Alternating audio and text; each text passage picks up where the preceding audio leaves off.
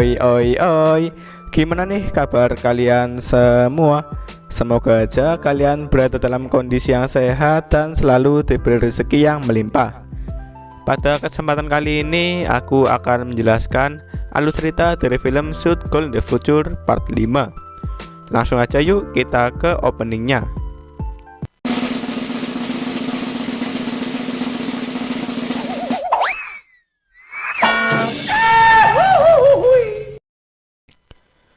Pada episode ini, para pemain Kagegawa senang sekali karena mereka masih diberikan kesempatan untuk bertanding.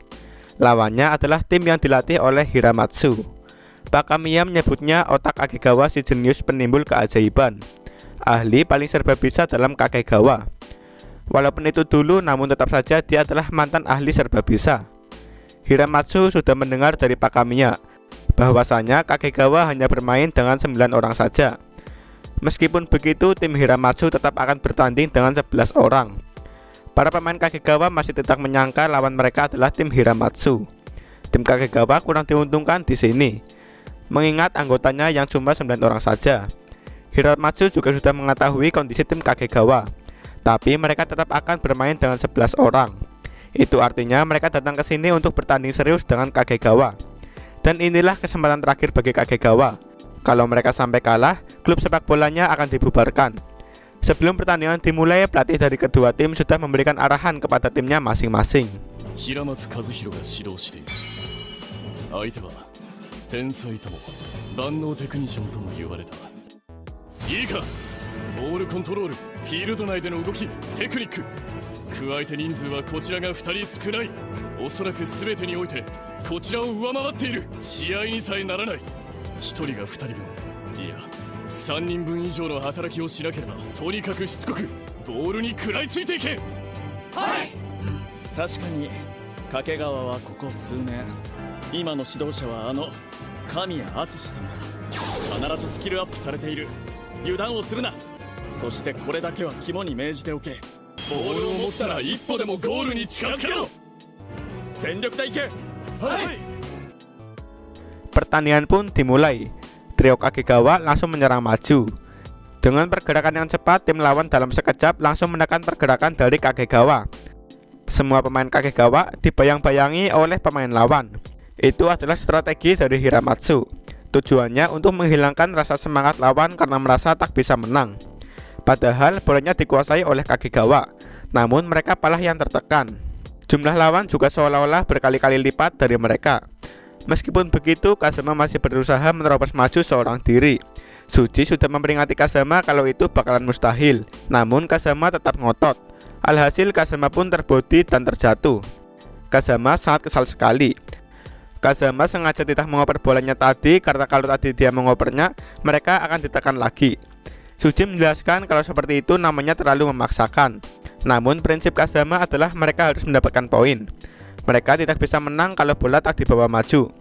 Seperti kata pelatih, lawannya lebih hebat daripada mereka. Jadi Kurokawa setuju dengan Kazama, harus maju walaupun memaksa. Kazama menyuruh mereka kalau mendapatkan bola, operlah kepadanya. Dirinya pasti akan mendapatkan poin. Setelah itu permainan dimulai kembali. Yang memimpin pola serangan kali ini adalah Suji. Suji, Kazamaの動きに引きずられんな。Kazama、強引すぎる。囲まれた。右も左も敵だらけだ。だが2人の人数差をここまで膨らませてくる。来るぞ、ラスボスの護衛2体。そして隠しアイテムのアサルト。フォワードまで強行突破かよ。いや、ウイングと連携ができてる。ラスボスの護衛2体。撃て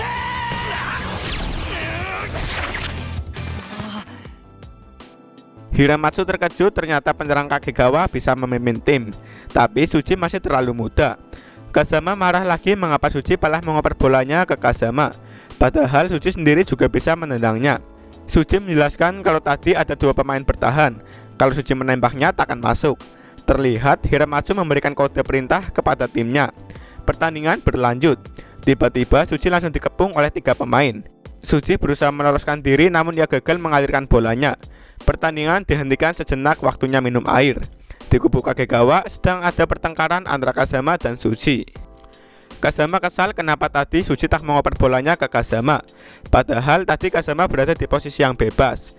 Suji pun menjelaskan kalau mereka mengincar perebutan dari belakang. Makanya Suji tak mengoper bolanya ke Kazama yang sekarang. Sang kapten Amagai pun berusaha meluruskan permasalahan mereka. Amagai setuju dengan Suji. Dari posisi Amagai juga kelihatan Amagai berkata kalau Kazama yang sekarang hanyalah melihat gol saja. Prinsip Kazama adalah mereka harus mendapatkan poin untuk menang. Di luar lapangan terlihat ada Sonoda dan Sahara yang sedang melihat pertengkaran di tim Kagegawa. Pak Kamiya pun memberitahu Suji dan Kazama kalau mereka sedang dilihat oleh tim Hiramatsu. Melihat tim Kagegawa yang terus bertengkar, mereka pun dicap sebagai tim yang lemah. Hiramatsu menjelaskan kalau inti dari sepak bola adalah terus maju ke depan tanpa takut akan hasilnya. Namun sayangnya tim Kagegawa masih belum bisa menunjukkan kemampuan yang sesungguhnya. Tim Hiramatsu sudah tahu soal kekuatan tim Kagegawa sekarang. Hiramatsu pun akan melepaskan kekuatan timnya.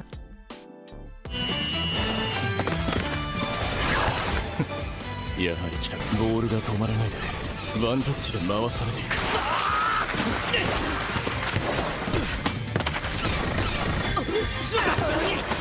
もらった取られた先制点を。Kazama kesal dengan operan cepat mereka. Setelah tertinggal 1 angka, para pemain Kagegawa pun berusaha untuk membaca pola serangan dari mereka. Di luar sana juga ada seniornya yang memperhatikan mereka. Kurokawaパスの速さに追いつけない。頭右だ。辻左前。黒川違う後ろだ。お前らボールよりも周りを見ろ。パスを受けようと動き出すやつが必ずいるはずだ。あいつだ。バカ。風間は右、黒川は左を。先輩こっち見てんじゃねえ、パスを見ろ。園田先輩、佐原先輩。やれやれ、ピッチの外に伏兵ありか。先輩見えた、こいつだ。Babak pertama pun selesai. Pak Kamiya menjelaskan mengenai teknik yang digunakan oleh tim Hiramatsu. Teknik tersebut bernama operan kilat. Teknik yang dikembangkan pada saat ayah Hiramatsu. Dan cara menghentikannya adalah dengan instruksi seperti tadi. Mereka semua pun langsung melihat ke arah seniornya. Namun seperti biasa, Sonoda dan Sahara malah langsung berpaling. Para pemain Kagegawa pun meminta tolong agar instruksi seperti tadi dimunculkan kembali ke lapangan. Mereka semua memohon bantuan dari para seniornya. Mereka tidak ingin klub Kagegawa sampai hancur. Karena sebagai kakak kelas yang baik, akhirnya mereka pun memutuskan untuk bergabung lagi dengan tim. Para pemain junior Kagegawa pun sangat senang sekali, terutama si Kazama. Dengan begini maka sudah lengkaplah tim Kagegawa dengan 11 pemainnya. Pak Kamiya memberikan instruksi supaya jangan sampai kalah. Mereka harus percaya dengan teman satu tim.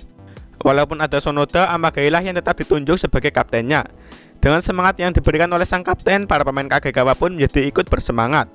Pada babak kedua ini, tim Hiramatsu masih menggunakan teknik yang sama, yaitu operan kilat. Hanya saja pola serangannya yang berbeda. Hal tersebut pun menyulitkan para pemain Kagegawa.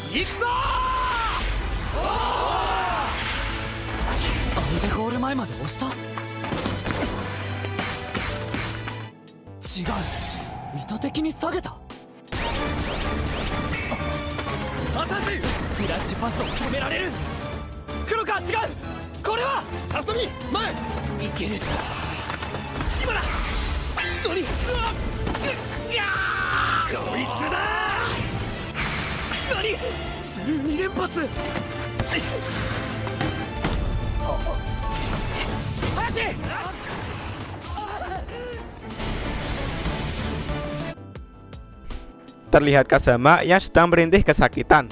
Kakinya kesleo pada saat merebut bola tadi. Sudah sejauh ini, jadi Kazama tak akan keluar. Apalagi timnya juga sudah kecolongan 2 poin. Jadi dia mencoba menutup-nutupi cedera Kazama. Mereka tidak mau kalau klubnya sampai hancur. Jadi mereka memutuskan untuk saling bekerja sama. Permainan dimulai kembali.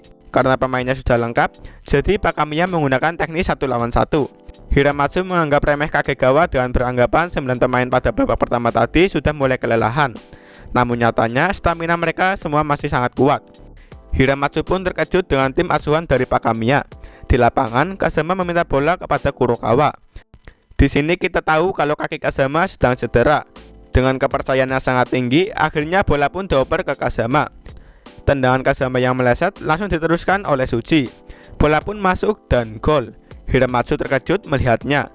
Skor berubah menjadi 2-1. Waktu tersisa 3 menit lagi. Perjuangan mereka pun tak sia-sia. Di waktu yang singkat ini mereka berhasil menyamakan kedudukan. Bola rebound dari tendangan Shuji berhasil dimanfaatkan dengan bersama-sama. Lewat sundulan dari Kazama dan juga Shuji, bola pun berhasil masuk ke dalam gawang. Berkat kerjasama tim, mereka pun berhasil menyamakan kedudukan. Namun sayang sekali ketika Kazama akan meletakkan bolanya di tengah, peluit pun berbunyi, yang artinya pertandingan pun selesai. Kazama sangat kesal sekali, padahal timnya sudah lengkap. Namun kenapa harus berakhir seperti ini?